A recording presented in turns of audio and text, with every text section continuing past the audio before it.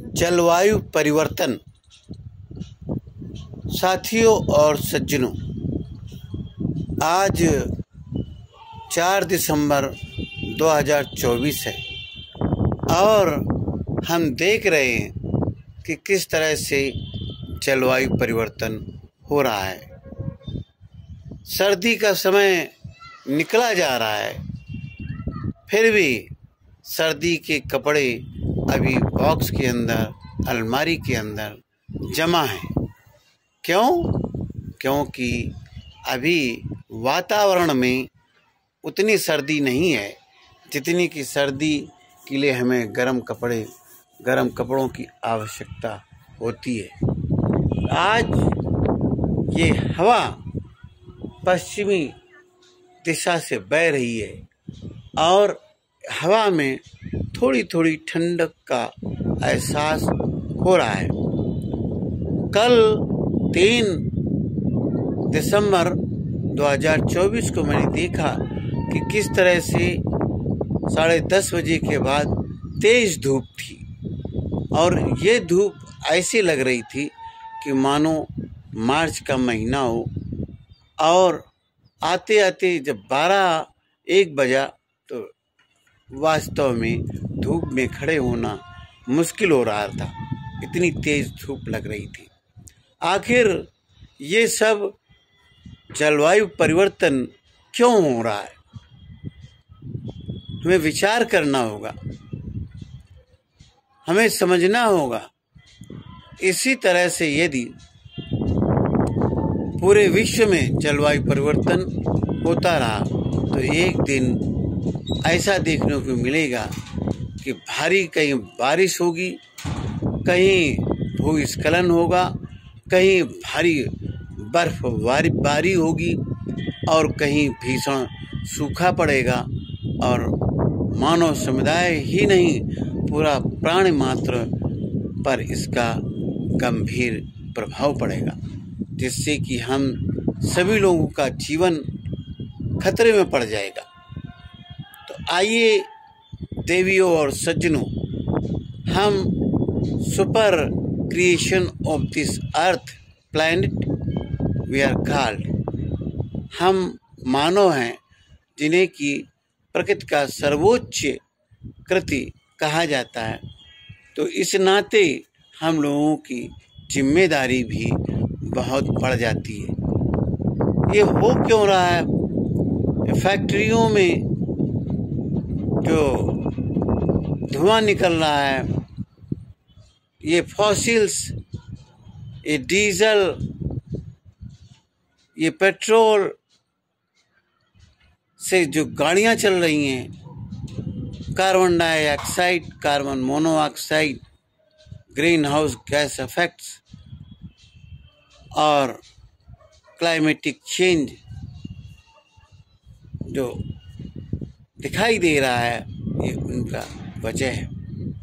जब हम गाड़ियां चलाते हैं, चाहे वो ट्रक हो, चाहे वो स्कूटर हो, चाहे वो कारें हों, चाहे वो फैक्ट्रियों का धुआं हो, इससे जो कार्बन डाइऑक्साइड, कार्बन मोनोऑक्साइड, इसकी मात्रा वातावरण में, वायुमंडल में बढ़ जाती है, जिसके कारण तापमान बढ़ता है। और जब तापमान बढ़ता है पृथ्वी का, तो जो ग्लेशियर हैं वो पिघलते हैं, जलवायु परिवर्तन होता है। आज हम देख रहे हैं कि किस तरह से सर्दी के दिन धीरे धीरे कम होते जा रहे हैं। दिसंबर 4 है आज और सर्दी उतनी नहीं पड़ रही है। ये सब क्या है? ये सब जलवायु परिवर्तन के कारण है। हमें अधिक से अधिक पेड़ों को लगाना होगा, अधिक से अधिक वन संरक्षण करना होगा, अधिक से अधिक हमें ये जलवायु परिवर्तन को रोकना होगा। उसके लिए हमें पब्लिक वाहन का इस्तेमाल करना होगा। जो व्यक्तिगत वाहन है उनको कम करना होगा प्रयोग, उनका कम प्रयोग कीजिए। और पब्लिक ट्रांसपोर्ट का प्रयोग ज़्यादा से ज़्यादा कीजिए, ताकि कम से कम हम डीजल और पेट्रोल की खपत कर सकें और कार्बन मोनोऑक्साइड का उत्सर्जन कम हो सके। यदि हम कार्बन उत्सर्जन कम कर देंगी तो ये पृथ्वी का तापमान धीरे धीरे स्वतः ही कम होगा और हमारे ग्लेशियर पिघलने कम होंगे, पृथ्वी का तापमान कम होगा। अन्यथा ये ग्लेशियर पिघलने से हमारे समुद्र का जल स्तर अधिक होगा, बढ़ना शुरू हो जाएगा और जो समुद्र के किनारे की जो बसावट है, जो मानव सभ्यता है, उस पर गंभीर संकट छा जाएगा।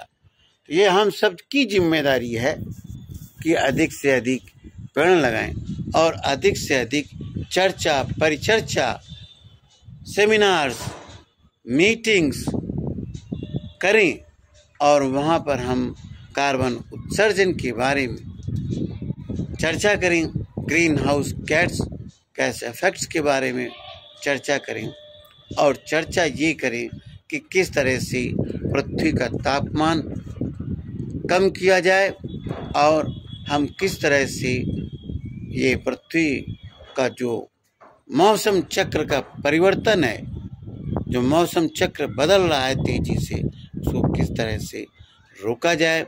सर्दियों में सर्दी हो, गर्मियों में गर्मी हो, बारिश के समय में बारिश हो, लेकिन देखने में आता है कि जहाँ बारिश कभी नहीं होती थी वहाँ बारिश हो रही है, जिसके कारण वहाँ पर भी जीवन संकट पैदा हो रहा है। जहाँ पर बारिश होनी चाहिए वहाँ पर सूखा पड़ रहा है, जहाँ पर सर्दी होनी चाहिए वहाँ पर सर्दी नहीं हो रही है और जहाँ पर सर्दी नहीं होनी चाहिए वहाँ बर्फबारी देखी जा रही है। तो इस तरह से ये जो वातावरण में जो उथल पुथल है वो जीवन पर संकट खड़ा कर रहा है। आइए सज्जनों, आइए देवी और सज्जनों, आइए पूरे विश्व के मानव समुदाय इस ओर ध्यान आकर्षण करता हूँ मैं और सबसे विनम्र निवेदन करता हूँ कि अधिक से अधिक वृक्षारोपण करें और जो हमारी सरकारी एजेंसियां हैं वृक्षारोपण करें और वृक्षारोपण करके उनका संरक्षण करें।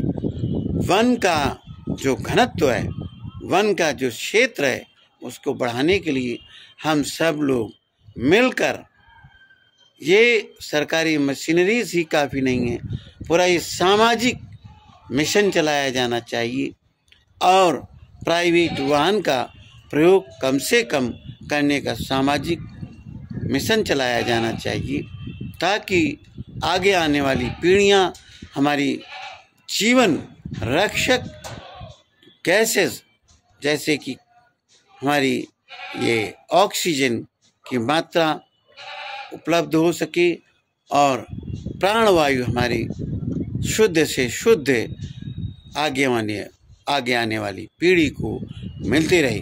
इसी के साथ क्लाइमेट चेंज के साथ वातावरण परिवर्तन के साथ मैं डॉक्टर संतोषीलाल कमल, एडवोकेट फ्रॉम दिसन, बने रहिए नेक्स्ट वीडियो के साथ क्लाइमेटिक चेंज। धन्यवाद।